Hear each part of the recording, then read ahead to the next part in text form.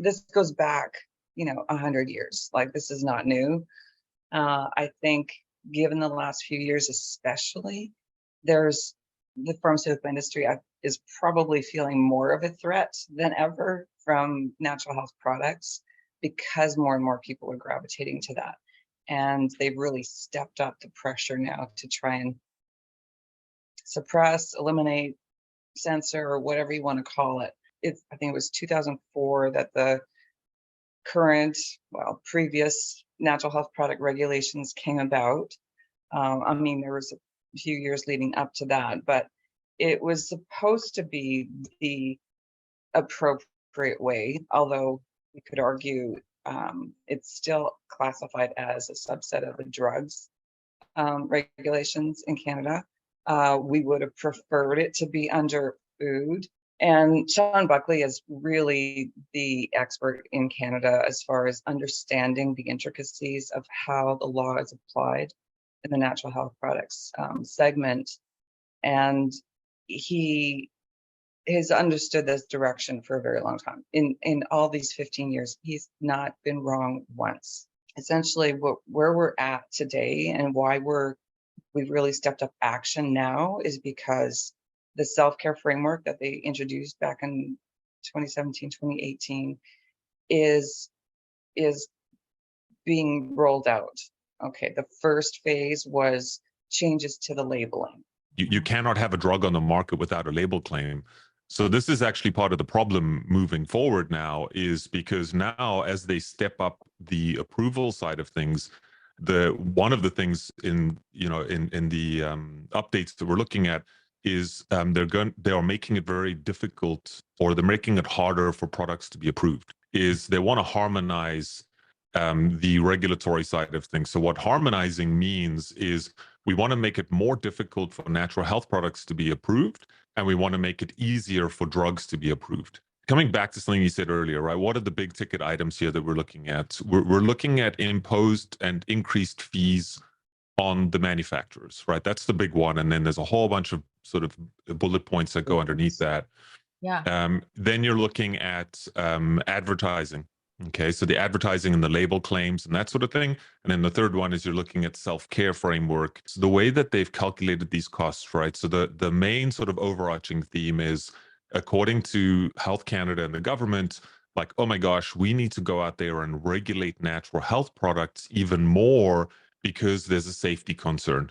Okay, so in the name of safety, we need to go out there and we need to police this industry because we're concerned about people's safety, right? And of course, if you're sitting there as a regular person, you go, well, of course we want to be safe. Although a safe society is also a very anxious society when you get beat with safety all the time. So what they do is they go, okay, my gosh, we need to go out there because for safety reasons. And, the NHPPA has actually done statistical analyses with statisticians. You can see that on the website, and NHPs have an impeccable safety record. So the whole safety argument is kind of moot when you actually look at the numbers. So when they looked at the costs, right, what they did was they said, okay, if we want to now impose these fees on manufacturers, right, in the name of safety, what they did was they looked at 3 years of data. I believe it was from 2019, 2020, and 2021. And they said, okay, so what we're going to do is we're going to we need to create more jobs, all right, in order to enforce these new regulations. So what they're doing is they're saying, based on the cost of those jobs, of the people to actually keep track of all this stuff, whether it's licensing fees, whether it's inspections, whatever it is, we've got all of these increased costs now that the government has acquired in order to police this industry, and those costs are being put on the manufacturers.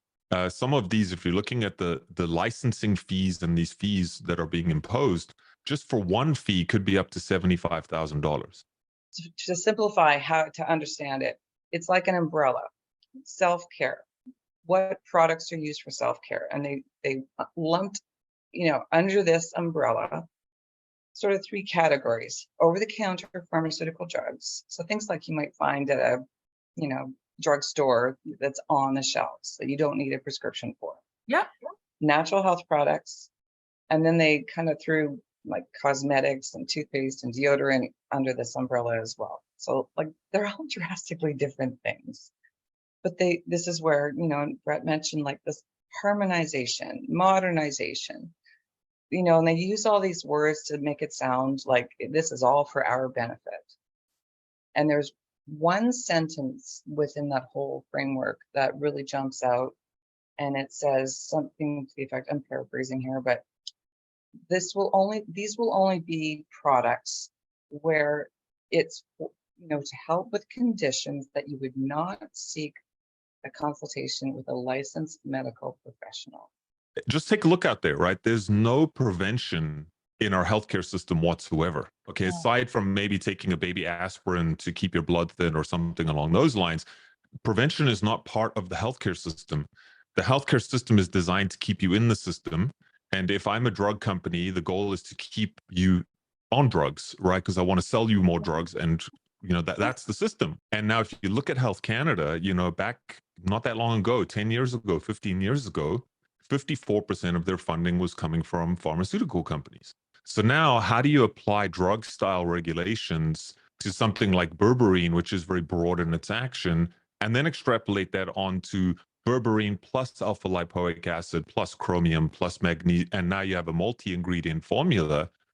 You know, the writing is pretty clear on the wall that effectively these products will be strangled out, because there is no way that you can subscribe to drug style regulations or the quote unquote science behind that. And we're starting to see naturopathic doctors that have made claims about things like intravenous vitamin C that have been quote unquote off label, and they are actually getting dinged with astronomical fines. So right now, manufacturers under the current regulations have to subscribe to what are called GMP. GMP is good manufacturing practices. They all have to have certificates of analysis. So end of conversation, really. Like if you have an NPN number, first of all, you have to have an NPN number, which is a natural product number, or you have to have a DIN homeopathic number in order to be able to sell it in Canada, first of all. In order to get that label, like the NPN number or whatever, you have to submit certificates of analysis. There's some things that are very clear, and then there's some things where the lines are not as clear. Okay. And so the reason why I say that is if you look at, you know, just take a look at the last 3 years, and we could actually extend that further back. But what we've witnessed is we are currently witnessing the centralized consolidation of power at the upper echelons, right? So if you look at on a more sort of Canadian-centric scale, take a look at British Columbia and have a look at what's happening with the Ministry of Health there, right? They've passed a bill whereby they basically want to get rid of all of the colleges, right? So the colleges of College of Nurses, College of Homeopaths, College of whatever. And what they're doing is they're trying to consolidate that underneath the Ministry of Health. And so in other words, the Ministry of Health will have top-down governance of all practitioners, right? Both medical and alternative. And the fact that the policies that we are experiencing here and are coming down the pipeline have not been generated by democratically elected government. These are coming from outside of Canada, which then brings into question, you know, are we still a sovereign nation here? We do have a solution here, and but we do really need people to take the time, engage your MP.